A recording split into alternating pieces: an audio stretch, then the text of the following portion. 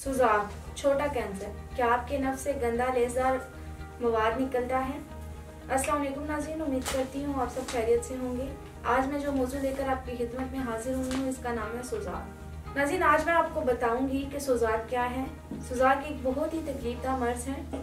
इस मर्ज से मरीज की अज़ू खास या पेशाब की नाली से पीप रसना शुरू हो जाती है। इससे बहुत तकलीफ होती है, जिससे मरीज का चलना फिरना दुश्वार हो जाता है। जी नाज़रीन, अभी मैंने आपको बताया कि सुजाक क्या है। अब मैं आपको सुजाक के असबाब बताती हूँ। सुजाक के असबाब में पेशाब की नाली में रतूबत का इखराज बंद हो जाता है, कसरत मुबाशरत और दौरान हैज मुबाशरत का फिर सरंजाम देना, गर्म और खुश्क गज़ा का कसरत से इस्तेमाल और शदीद गर्म अद्वियात का कसरत से इस्तेमाल, गुलामबाजी, हाथ का इस्तेमाल करना, जनाकारी इस मर्ज की खास असबाब है। दौरान हमल की रतूबत मसलन लकोरिया वगैरह के असर से भी सुजाक हो जाता है। नाज़रीन, ये तो थे सुजाक के असबाब। अब मैं आपको सुजाक के अलामात के बारे में बताती हूँ। मर्ज लगने के 3 या 4 दिन से लेकर बाज़ औक़ात 8 या 10 दिन में अलामात का इजहार होना शुरू हो जाता है। मरीज तड़प उठता है, पेशाब में शदीद जलन होती है और सख्त दर्द होता है। पेशाब के सुराख से सुर्खी माइल जर्द पीप खारिज होने लगती है। 5 या 6 दिन में मर्ज में शिद्दत आ जाती है, जलन और दर्द में इजाफा हो जाता है और पीप गाढ़ी होने लगती है। बाज़ औक़ात इस कदर जलन होती है कि मामूली सा कपड़ा भी छू जाए तो मरीज तड़प उठता है। मरीज हाथ पांव फैलाकर चलता है, चेहरा परेशान हाल होता है।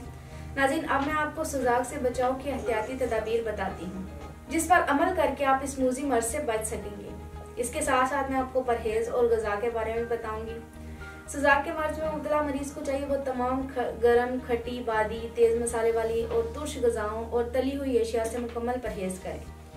तमाम फल, सब्जियां और दीगर तमाम एशिया जिनमें विटामिन भरपूर मिकदार में हो अपनी खुराक का हिस्सा बनाएं। सबसे बेहतर है बेराहरवी और बदकारियों से परहेज करें ताकि दुनिया में जिस्मानी मसाइल से महफूज रहें। सुजाक के मरीज के मेल जोल, बोसो किनार के साथ में खाना पीना और उसके इस्तेमाल वाली चीजें जैसे कपड़े, रुमाल वगैरह इस्तेमाल करने से मुकम्मल परहेज करें, क्योंकि इससे भी सुजाक फैलने का खदशा होता है।